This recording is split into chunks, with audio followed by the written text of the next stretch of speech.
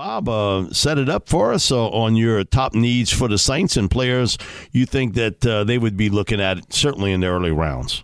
You look at can a player truly play at the highest level from the get-go, or will he be a developmental player? And I look at where we're at right now, the running back position. And we brought, in free agency, we brought Jamal Williams, but Alvin Kamara. We almost have to take it like he's missing half the season and will not be available. So I know being as a quarterback, okay, we got to keep defenses off balance. So I don't know if he'll be available, but Bijan Robinson, to me, that all I know is, Mike, that he's widely considered one of the draft's best overall players. It'd be almost like a slam dunk that he's going to have success. So I look if we have opportunity where he's going to fall, top 15, maybe he couldn't be available in the late 20s, probably not. I'd say I've looked at then mock drafts. There's probably 4 or 5 teams that would look at him. That could be intriguing to bring along like a Bijan Robinson. Now, the person I've liked, or the individual player, when you look at the next tier, would be kind of second, third rounder, would be Charbonnet from UCLA. Mike, a big physical runner, ran a 4.5 40, averages 6 yards a carry. I think LSU fans, Mike, it just happened. We had the damn hurricane, you remember? Yep. And then LSU, we going out to Los Angeles, and I'm like, well, all I know is we can't stop that guy. No, it's college football, not the NFL. But so I'm just looking at the running back position, Bijan Robinson, and then Charbonnet in that regard. And obviously, defensive tackle. Because you look at guys, look, you want your linebackers to be able to flow and make tackles.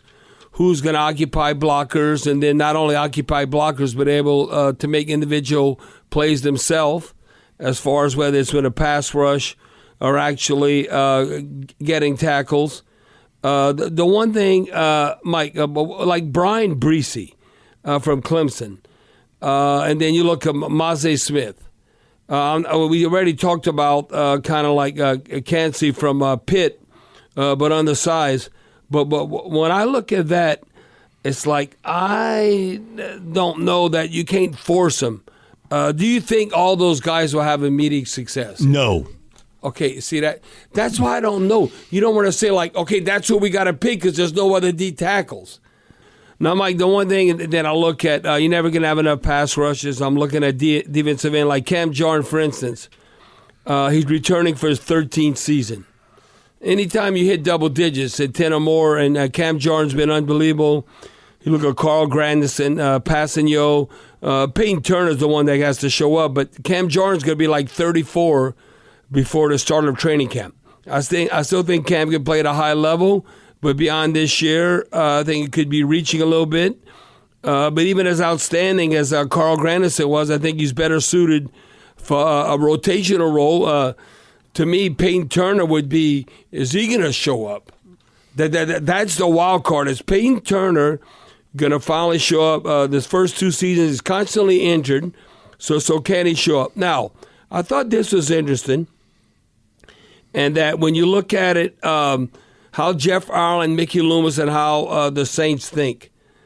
The Saints have drafted 4 defensive ends under Jeff Ireland, and their average size is like 6'4", 265, somewhere around there.